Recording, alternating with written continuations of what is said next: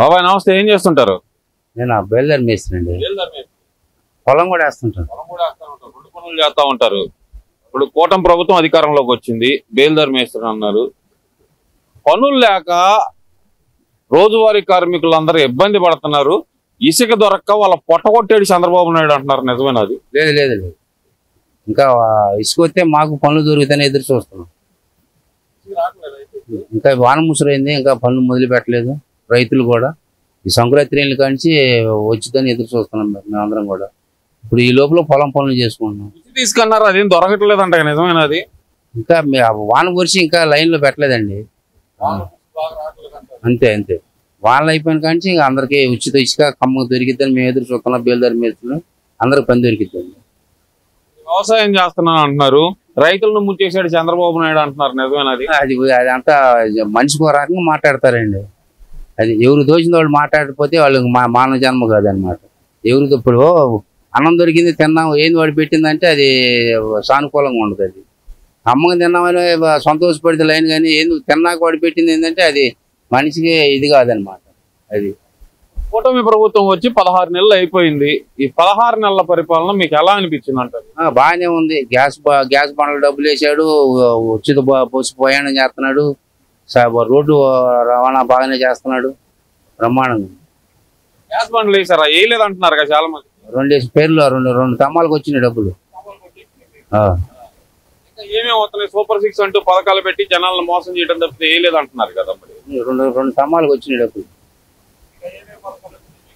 నాకు రైతు భరోసా వచ్చింది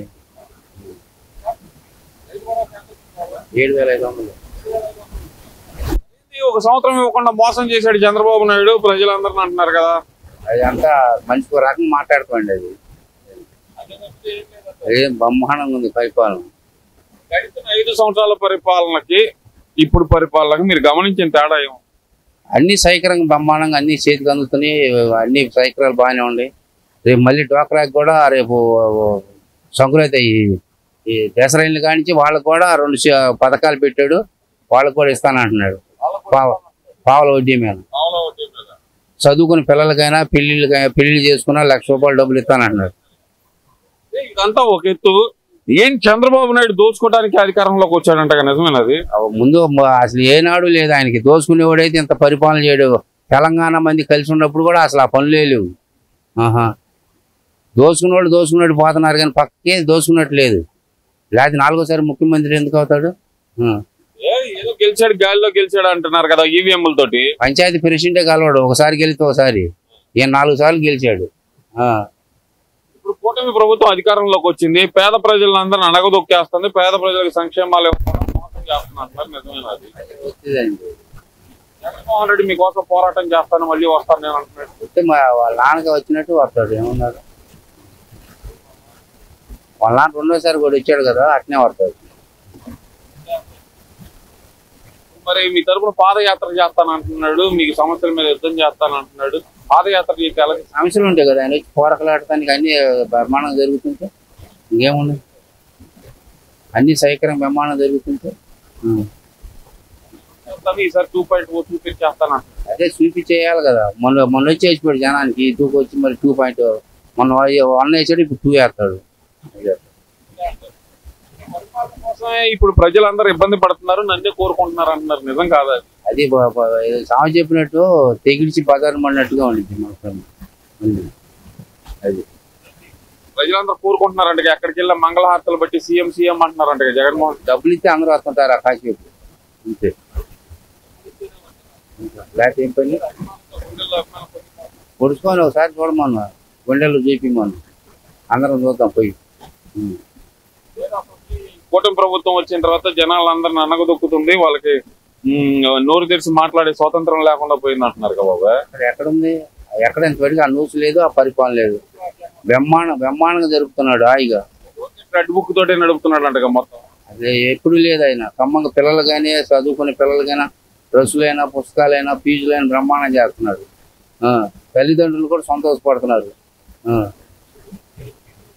మొత్తానికి వేయలేదంట 15 నెలలు. అందరికి వచ్చినాయి, మా పిల్లలు అందరికి వచ్చినాయి.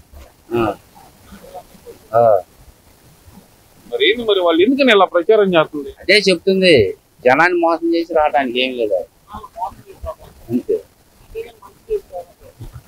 మాది తాళ్ళూరు రోడ్ అని తొడిగి రోడ్డు ప్యాకింగ్ పాత పైన ప్యాకింగ్ చేసిన పాపన బాలు 5 ఏళ్ళుగా. ఇప్పుడు వచ్చినాక మళ్ళీ కొలతలు పెట్టుకొని ఆర్డర్ పెట్టారు.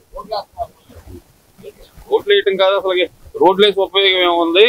పేద ప్రజలకి డబ్బులు అయితే మంచిది కానీ అంటున్నారు కదా. మరి ఇప్పుడు మేడికొండూరు నుంచి మా ఊరికి కొత్త రోడ్డు వేస్తున్నారు కొత్తగా మళ్ళీ పొలాల మీదగా మేడికొండూరు రాజధాని దగ్గర పోవటానికి. ఏం జరగట్లేదని ప్రచారం చేస్తున్నారుగా. చెబుతుంది డబ్బులు ఇస్తే ఏదో కాసేపు మాట్లాడినట్టుగా ఉన్నది ప్రజలు. అది జగన్మోహన్ రెడ్డి అయితే నేను మళ్ళీ 29లో నేనే ముఖ్యమంత్రిని అంటున్నాడు. చేస్తున్నారా మరి మీరు? చేస్తారు, జనం చేస్తారు, చేస్తారు, రెండోసారి చేస్తారు, చేసి మళ్ళీ నెత్తిన కొట్టి వేసుకుంటారు.